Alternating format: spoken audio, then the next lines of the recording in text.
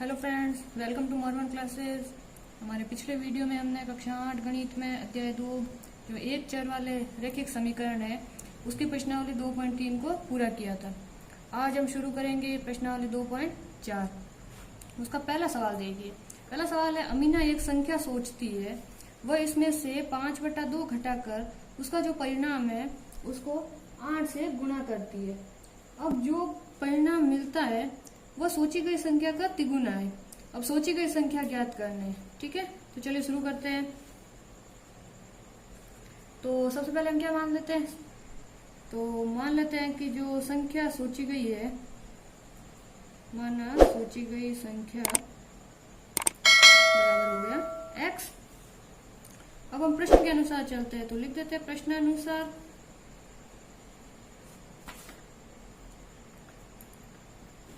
ठीक है, प्रश्नानुसार उसने क्या कहा है हमें कि जो ये संख्या है x, उसमें से क्या घटाना है 5/2, फिर इसको किससे गुणा करना है 8 से।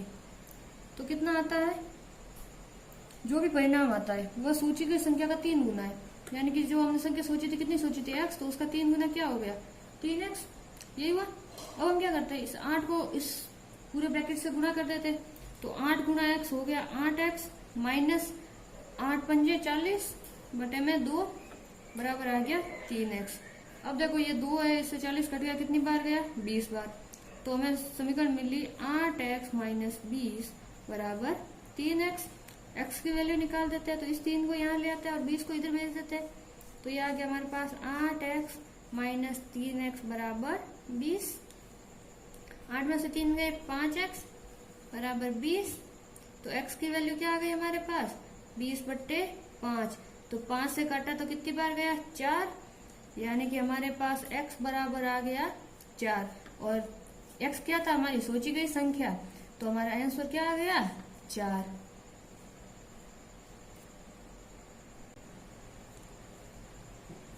अगला सवाल देखिए फ्रेंड्स, दो संख्याओं में पहली संख्या जो है दूसरी की 5 गुनी है और प्रत्येक संख्या में 21 जोड़ने पर पहली संख्या दूसरी की दुगुनी हो जाती है। तो हमें क्या करना है, संख्याएं ज्ञात करनी है। तो देखो क्या दे रखा है, पहली संख्या दूसरी की 5 गुनी, तो हमें मानना क्या से दूसरी संख्या। ठीक है, तो मान लेते हैं कि माना दूसरी संख्या बराबर हो गई x। ठीक है, तो पहली संख्या कितनी होगी, पहली संख्या बराबर दूसरी की 5 गुनी, दूसरी x का 5 गुना 5x। ठीक है, अब आगे क्या कहता है, प्रत्येक संख्या में 21 जोड़ने पर, प्रत्येक संख्या में कितना जोड़ने पर 21, तो पहली संख्या दूसरी की दुगुनी हो जाती है। तो दूसरी संख्या x है, तो x में भी हम 21 जोड़ देते हैं। ठीक है, और ये जो 5x है इसके अंदर भी 21 जोड़ देते हैं। तब ऐसा करते हैं, तब जो ये संख्या है ये इसकी क्या हो जाती है दुगुनी। यहाँ तक समझ में आया। अब देखो इसको हल करते हैं, तो 2 का गुणा कर देते ब्रैकेट के साथ में, तो ये हो गया 2x प्लस 21 का गुणा किया 2 के साथ तो 42, ये बराबर में आ गया 5x प्लस 21। ठीक है, ये हमें हमारा समीकरण मिल गया। अब इसको हल करते हैं, तो x की वैल्यू निकालने के लिए x को एक तरफ कर देते हैं, तो 2x प्लस का इधर कर दे रहे हैं, ये 5x इधर आया तो माइनस का 5x बराबर, ये 21 प्लस का था, अब ये 42 प्लस का उधर गया तो माइनस का 42। अब देखो 2 में से 5 जाएगा नहीं, 5 में से 2 गया तो 3x किसका माइनस का बराबर, 42 में से 21 गया तो 21 किसका माइनस। अब देखो इधर भी माइनस है इधर भी माइनस है, तो माइनस से माइनस कैंसिल आउट, क्या बचा हमारे पास 3x बराबर 21। तो x की वैल्यू निकालनी है, तो 21/3, 3 का भाग 21 में कितनी बार गया 7 बार। ठीक है, तो x क्या था हमारी दूसरी संख्या, दूसरी संख्या बराबर x बराबर हो गया 7।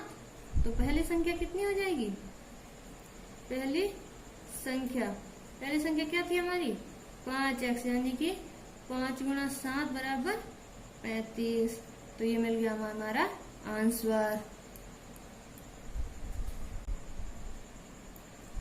तीसरा सवाल है, 2 अंकों वाली दी गई एक संख्या के अंकों का योग 9 है। इस संख्या के अंकों के स्थान बदलकर प्राप्त संख्या दी गई संख्या से 27 अधिक है। तो दी गई संख्या को ज्ञात करना, यानी ना हमें इकाई पता है ना दहाई पता है, कुछ भी पता नहीं है। तो चलो इसको हल करके देख लेते हैं। हल करते हैं तो इकाई का अंक मान लेते हैं, तो माना इकाई का अंक बराबर हो गया x, तो दहाई का अंक कितना होगा, दहाई का अंक बराबर, अब देखो इसने क्या दिया है, अंकों का योग 9 है, यानी कि जो भी दहाई का अंक है उसमें से इकाई का अंक घटाएंगे तो हमारे पास पता चल जाएगा दहाई का अंक। ठीक है, यानी कि 9 में से x को घटा दे। ठीक है, अब देखो तो माना संख्या, तो माना संख्या बराबर हो जाएगी 10 गुणा 9 माइनस एक्स प्लस एक्स। अब देखो यहाँ पे 10 से गुणा क्यों किया, क्योंकि हमें पता है इकाई का गुणा होता है 1, इकाई का मतलब 1, दहाई का मतलब 10, सैकड़ा का मतलब 100, इस तरह से। इसलिए जो भी संख्या होती है उसको दहाई के स्थान पर रखते हैं तो 10 से गुणा करते हैं। तो क्या आ गई हमारे पास संख्या, ये हमारी आ गई। अब देखो आगे क्या कहता है, इस संख्या के अंकों के स्थान बदलकर। ठीक है, तो स्थान बदला, तो स्थान बदलने पर संख्या क्या आ गई, स्थान बदलने पर संख्या क्या हो जाएगी, ये x है इसका गुणा हो जाएगा 10 के साथ प्लस 9, इकाई के जगह पे क्या रह जाएगा 9 माइनस एक्स। ठीक है, यहां तक समझ में आया। अब देखो जो प्रश्न कहता है उसके हिसाब से चलते हैं, यानी कि प्रश्नानुसार। प्रश्न में क्या कहता है आगे कि इस संख्या के अंकों के स्थान बदलकर जो प्राप्त संख्या है दी गई संख्या से 27 अधिक है। ठीक है, तो हल करते हैं। तो ये जो संख्या है 10 गुणा 9 माइनस एक्स प्लस एक्स, इसके अंदर जब हम 27 को जोड़ देंगे तो हमारी ये संख्या आ जाएगी 10x प्लस 9 माइनस एक्स। अब हल करते हैं, समीकरण आ गया हमारे पास, x की वैल्यू निकाल देते हैं। तो 10 का गुणा करते हैं इसके साथ, तो ये आ जाएगा 90 minus 10x plus x plus 27 बराबर आ गया 10x प्लस 9 माइनस एक्स। अब देखो ये 90 और 27 को जोड़ दो तो आ गया 117। ठीक है, अब देखो ये 10x और ये x, ये प्लस का ये माइनस का है, घटेगा तो माइनस का आ गया 9x बराबर, ये 10x प्लस का है और ये x माइनस का है तो घटेगा किसका, प्लस का 9x और प्लस का ये 9। अब x को एक तरफ ले आते हैं। ठीक है, तो ये माइनस का 9x इधर ही रहा, अब इस प्लस वाले 9x को इधर लाएंगे तो ये भी माइनस का 9x हो गया बराबर, ये प्लस का 9 ऐसा कैसा, ये 117 उधर गया तो माइनस का 117 हो गया, ये माइनस माइनस का हो गया माइनस का 18x बराबर, ये आ गया 117 में से 9 गए तो 108। ठीक है, अब देखो आगे करते हैं। अब देखो x की वैल्यू निकालनी है, तो ये था माइनस का, सॉरी ये माइनस का 108 है। ठीक है, तो ये माइनस इधर भी है, इधर भी माइनस है, तो माइनस माइनस कैंसिल आउट हो गया, तो हमारे पास बचा 18x बराबर 108।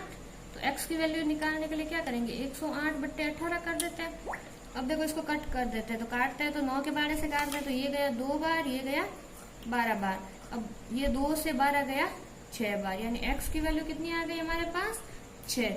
अब देखो x क्या था हमारे पास, इकाई का अंक क्या था, ये x जो है हमारा क्या था, इकाई का अंक। ठीक है, तो दहाई का अंक निकाल देते हैं, दहाई का अंक निकाल, या फिर सीधे हम क्या करते हैं, संख्या ही निकाल देते हैं। x की वैल्यू आ गई तो हम सीधी संख्या निकाल देते हैं। तो संख्या बराबर क्या थी हमारे पास, ये देखो माना हमने संख्या यहाँ पर मानी थी। ठीक है, तो संख्या बराबर कितनी है, 10 गुणा 9 माइनस एक्स प्लस एक्स। तो देखो 10, ये 9 माइनस एक्स की जगह पे x की वैल्यू कितनी है 6 प्लस ये x की वैल्यू 6, यानी कि कितनी आ गई हमारे पास, 10 का गुणा 9 के साथ किया तो 90, सॉरी सीधा ही कर देते हैं हम, इसको पहले हल कर देते हैं। तो 10 गुणा 9 में से 6 गए 3 प्लस 6, यानी ये आ गया 30 प्लस 6 बराबर 36। तो हमारी संख्या कितनी थी, संख्या बराबर 36, और यही हमारा क्या है फाइनल आंसर। आगे देखिए चौथा सवाल, 2 अंकों वाली दी गई एक संख्या में एक अंक दूसरे का 3 गुना है, इसके अंकों के स्थान बदलकर प्राप्त संख्या को दी गई संख्या में जोड़ने पर 88 प्राप्त होता है, तो दी गई संख्या ज्ञात कीजिए। ये बिल्कुल वैसा ही है, बस थोड़ा सा ये अलग सवाल है। ठीक है, तो इसका हल कर लेते हैं हम। तो हल करेंगे तो देखो सबसे पहले क्या करते हैं, 2 अंकों वाली एक संख्या में एक अंक दूसरे का 3 गुना है। ठीक है, तो इसमें इकाई दहाई का नहीं दे रखा है, दहाई 3 गुना है, इकाई 3 गुना है, तो मान लेते हैं इकाई का अंक माना इकाई का अंक हो गया क्या, x, ठीक है। तो दहाई का अंक क्या हो जाएगा, इसका 3 गुना यानी कि 3x, ठीक है। तो संख्या क्या बन गई हमारे पास, संख्या बन गई 10 गुना 3x प्लस x। अब उसका क्या है, अंक बदलना है, इसका भी क्या करना है हमें, अंक बदलने पर, अंक बदलने पर क्या हो जाएगा 10x प्लस 3x, यही संख्या बनेगी। अब हम चलते हैं प्रश्न के अनुसार कि प्रश्न क्या कहता है। हमारा प्रश्न कहता है कि इसके अंक स्थान बदलकर जो प्राप्त संख्या होती है वो दी गई संख्या में जोड़ने पर 88 प्राप्त होता है, यानी कि इन दोनों को जोड़ेंगे तो 88 आएगा। यानी कि हमारा हो गया 10 गुना 3x प्लस x बराबर हो गया 10x प्लस x, सॉरी बराबर नहीं, इनको क्या करना है, जोड़ना है आपस में। तो ये बराबर कितना आएगा 88, ठीक है। अब इसको हल करते हैं तो ये हो गया 30x प्लस ये x और x 11x, 11 और 3 14x बराबर 88। अब 30 और 14 हो गया 44x बराबर हो गया 88। अब x की वैल्यू निकालनी है तो 88 बटा हो गया 44, 44 का भाग 88 में 2 बार जाता है, तो x की वैल्यू क्या आ गई हमारे पास 2। अब हमें क्या ज्ञात करना है, संख्या को ज्ञात करना है। तो x क्या था हमारा इकाई का अंक, तो इकाई का अंक क्या हो गया, इकाई का अंक बराबर x बराबर हो गया 2। तो दहाई का अंक ज्ञात कर लेते हैं, दहाई का अंक ज्ञात नहीं करके संख्या ज्ञात करते हैं। संख्या क्या थी हमारी 10 गुना 3x प्लस x, ठीक है। तो सीधे ही हो गया हमारा 10 गुना 3 गुना 2 प्लस 2, तो ये हो गया देखो 3 दूनी 6, 6 गुना 10 60 प्लस 2, यानी कि संख्या क्या आ गई हमारी 62, ठीक है। समझ में आया, ये हमारा आंसर।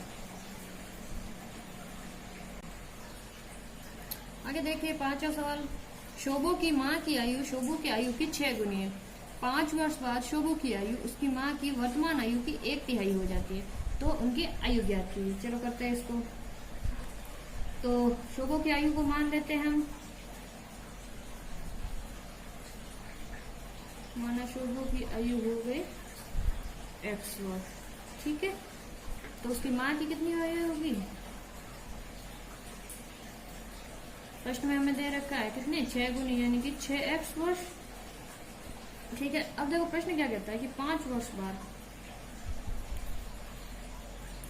5 वर्ष बाद जो शोभो की आयु है, ठीक है, तो इसमें 5 जुड़ जाएगा x प्लस 5, तो उसकी माँ की जो वर्तमान आयु है उसकी 1/3 हो जाएगी। तो माँ की वर्तमान आयु कितनी है 6x, तो उसकी 1/3 यानी 1/3, यही होगा। तो शोभो की जो वर्तमान आयु है, सॉरी उसकी माँ की जो वर्तमान आयु उसकी 1/3 हो जाएगी 5 वर्ष बाद शोभो की आयु। तो अब देखो 3 से 6 गया 2 बार, ठीक है। तो ये बचा हमारे पास x प्लस 5 बराबर ये 2x को 1 से गुणा करेंगे तो 2x ही होगा, ठीक है। अब हम क्या करते हैं, पक्षांतरण करके 2x को इधर ले आते हैं, 5 को इधर भेज दिया, यानी कि x माइनस 2x बराबर हो गया ये माइनस का 5। 2 में से 1x गया तो पीछे 1x बचा माइनस का बराबर माइनस का 5, माइनस से माइनस कैंसिल आउट, यानी x बराबर कितना आ गया 5।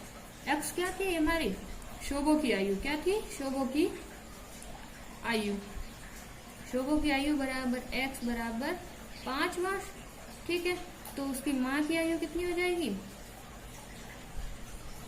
6x था, तो 6x बराबर 6 गुना 5 बराबर 30 वर्ष, ठीक है। ये हमारा आंसर। छठा सवाल देखिए, महूली गांव में एक तंग आयताकार भूखंड विद्यालय बनाने के लिए सुरक्षित है।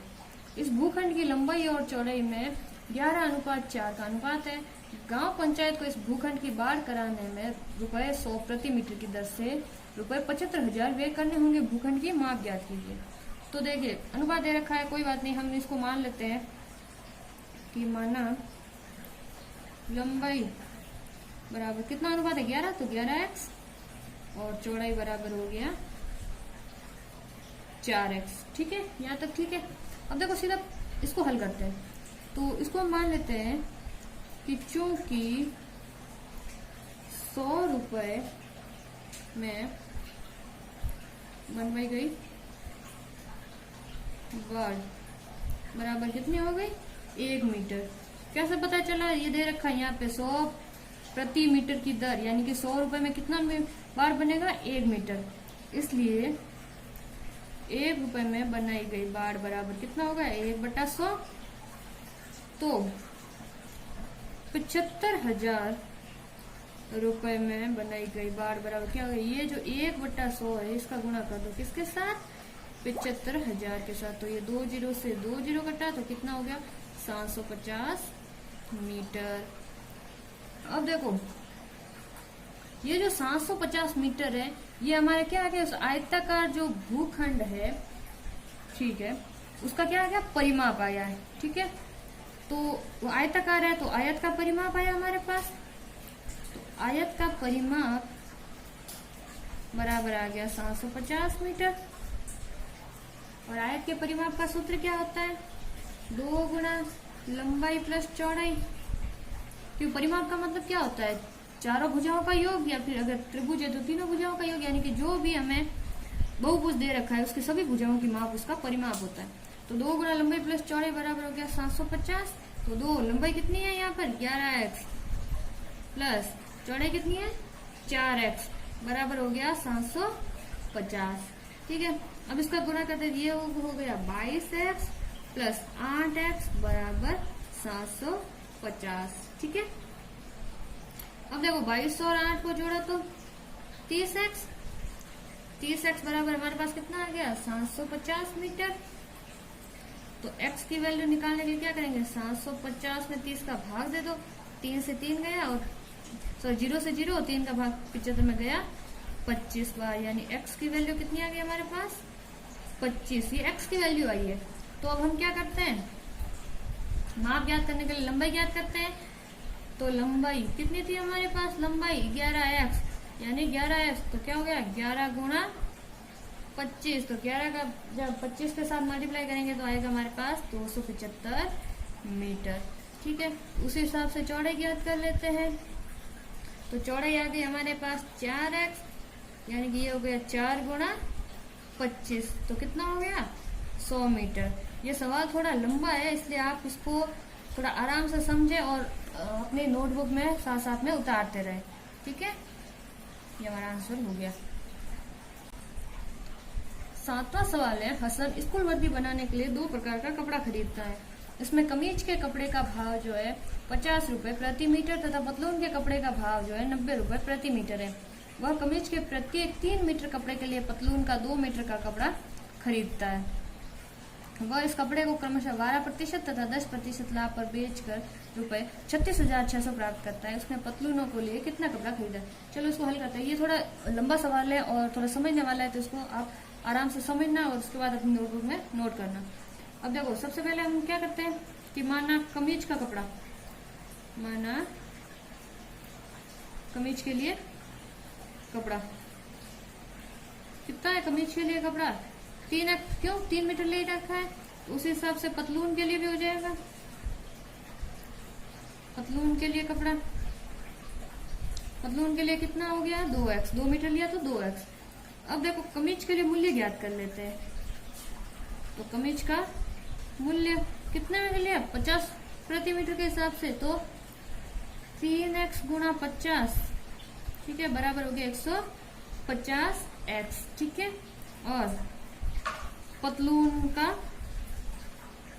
मूल्य, पतलून का मूल्य हो गया 2x गुणा 90, 90 रुपए प्रति मीटर के हिसाब से खरीदा था। ठीक है, तो ये हो जाएगा 180x। ठीक है, अब देखो वो क्या करता है लाभ के साथ बेचता है। तो देखो कमीज पर उसको कितना लाभ होता है, कमीज पर लाभ, तो ये जो कमीज का मूल्य कितना था 150 था। ठीक है, 150x प्लस इस 150 पर वह कितने प्रतिशत लाभ ले रहा है 12%, यानी कि 150 प्लस 150x गुणा 12/100, प्रतिशत को अंक में बदलेंगे 100, तो 1 0 से 1 0 कट गया। ठीक है, अब 2 से गया, ये गया 6 बार, ये गया 5 बार। ठीक है, अब 5 से 15 गया 3 बार, यानी हमारे पास कितना बचा 150x प्लस 3 6 18x। ठीक है, तो दोनों को जोड़ा तो आ गया हमारे पास 180। 68x। ठीक है, ये तो आ गया कमीज पर लाभ। वैसे कि वैसे पतलून पर लाभ ज्ञात करते हैं,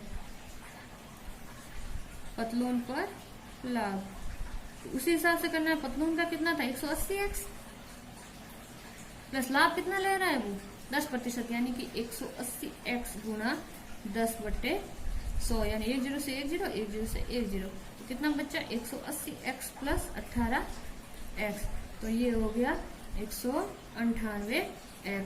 ठीक है, अब देखो हम प्रश्नानुसार करते हैं, प्रश्न जो कह रहा है उसके हिसाब से करते हैं।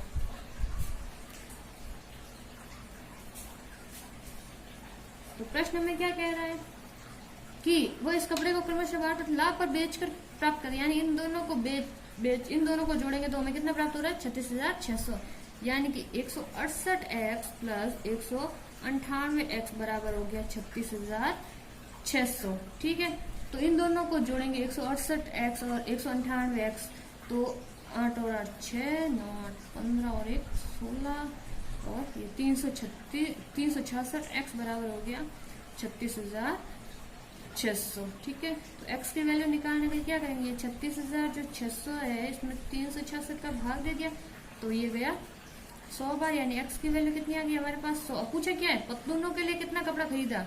ठीक है, तो पतलून का कपड़ा कितना माना था हमने 2x, कितना था 2x, यानी ये कितना हो जाएगा 2 गुणा 100, यानी कि 200 मीटर। ठीक है फ्रेंड्स, आगे देखिए 8वां सवाल है, हिरणों के एक झुंड का आधा भाग मैदान में चल रहा है, शेष का 3/4 पड़ोस में खेल कूद कर रहा है, शेष बचे 9 हिरण एक तालाब में पानी पी रहे, तो झुंड के हिरणों की संख्या ज्ञात कीजिए। कोई बड़ा सवाल नहीं है, छोटा सा ही सवाल है ये, तो देख लेते हैं। तो मान लेते हैं कि माना हिरणों की संख्या बराबर हो गई x। ठीक है, अब देखो चलने वाले हिरणों की संख्या ज्ञात करते हैं,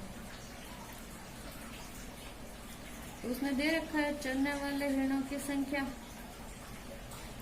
कितनी दे रखी है, आधा भाग, जो ये x है उसका आधा, x का आधा कितना हो गया x/2, तो शेष कितना बचा, तो ये x में से x/2 घटा दो, x माइनस x/2, तो कितना बचा शेष x/2, क्यों एक में से आधा जाएगा तो आधा बचेगा पीछे। अब देखो खेलने वाले हिरणों की संख्या ज्ञात करते हैं, किसकी, खेलने वाले हिरणों की संख्या, खेलने वाले हिरणों की संख्या क्या है, कितनी है, देखो शेष का 3/4, यानी कि जो ये x/2 है इसका 3/4, यानी कि x/2 गुणा 3/4, तो ये हो गया हमारे पास 3x/8, तो ये 3x/8 भाग है, ये क्या कर रहा है खेल कूद रहा है। अब जो हमें प्रश्न कह रहा है, यानी कि प्रश्नानुसार आगे प्रश्न क्या कह रहा है, शेष बचे 9 हिरण तालाब में पानी पी रहे हैं।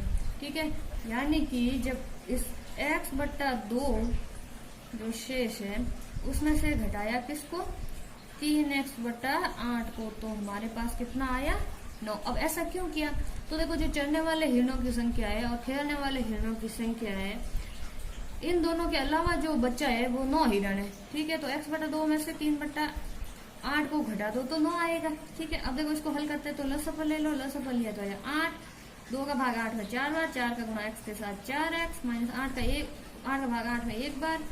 ठीक है, और 1 का मल्टीप्लाई करो 3 के साथ, तो 3x बराबर आ गया 9।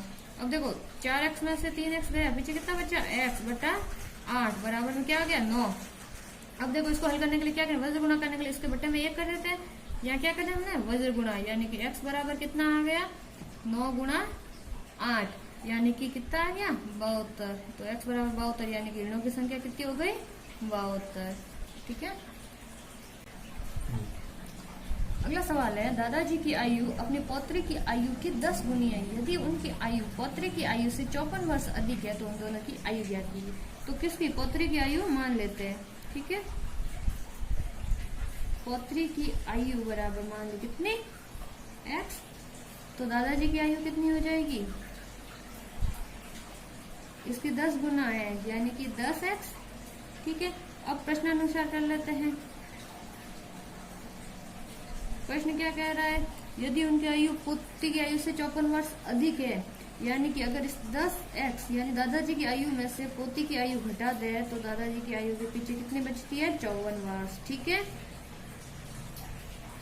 अब देखो ये 10x में से एक x गया तो 9x बराबर कितना हो गया? 54। यानी x की वैल्यू निकालो तो 54/9, 9 गया 6 बार, यानी x की वैल्यू कितनी आ गई? 6। और ये x क्या था?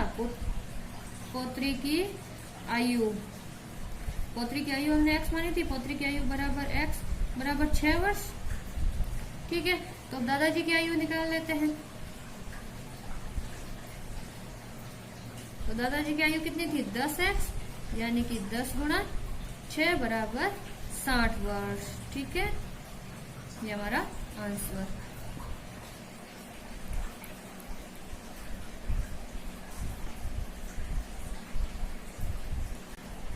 दसवां सवाल है, अमन की आयु उसके पुत्र की आयु की 3 गुनी है। 10 वर्ष पहले उसकी आयु पुत्र की आयु की 5 गुनी थी। दोनों की वर्तमान आयु ज्ञात कीजिए। चलो इसको भी हल कर लेते हैं। तो किसकी आयु मान ले? पुत्र की। तो माना पुत्र की आयु बराबर कितनी हो गई? x वर्ष। ठीक है, तो अमन की कितनी हो जाएगी? अमन की आयु कितना गुना है? 3 गुना, यानी कि 3x वर्ष। ठीक है, अब देखो आगे क्या कहता है प्रश्न में। तो प्रश्नानुसार 10 वर्ष पहले उसकी आयु जो है पुत्र की आयु की 5 गुनी थी। ठीक है, यानी कि अमन की जो आयु है 3x, उससे 10 घटाओ, यानी 10 वर्ष पहले वाली। ठीक है, तो उसके पुत्र की जो आयु थी उसके 5 है, यानी पुत्र की आयु में से भी 10 घटेगा। ठीक है, उसकी कितनी? 5 गुनी। ठीक है, तो ये हमारे पास समीकरण आ गया। अब इसको हल करते हैं। तो 3x माइनस 10 बराबर हो गया 5x माइनस 50। ठीक है, इसको हल करते हैं। x एक तरफ, यानी कि 3x माइनस 5x प्लस का है तो इधर है माइनस का, बराबर ये माइनस का 50 प्लस का 10 उधर गया तो प्लस का 10। ठीक है, ये हो गया माइनस का 2x बराबर ये हो गया, और ये 50 में से 10 गए 40, किसके? माइनस के। ठीक है, अब ये भी माइनस तो माइनस माइनस कैंसिल आउट। ठीक है, तो 2x बराबर हो गया 40। तो x बराबर कितना हो गया? 40/2, यानी कि कितनी बार? 20 बार। तो x क्या है? x बराबर 20। तो ये x क्या थी? हमारी पुत्र की आयु, यानी कि पुत्र की आयु मानी थी हमने x। पुत्र की आयु बराबर x वर्ष बराबर 20 वर्ष। तो अमन की आयु कितनी हो जाएगी? अमन की आयु उसकी 3 गुनी थी, यानी कि 3x। तो यह आ गया 3 गुणा 20, यानी कि कितनी हो गई? 60 वर्ष। ठीक है, तो ये तो हमारी प्रश्नावली 2.4 कंप्लीट हो गई। अगर आपको वीडियो पसंद आता है इसको लाइक कीजिए, शेयर कीजिए और चैनल को सब्सक्राइब जरूर से कीजिए। Thank you.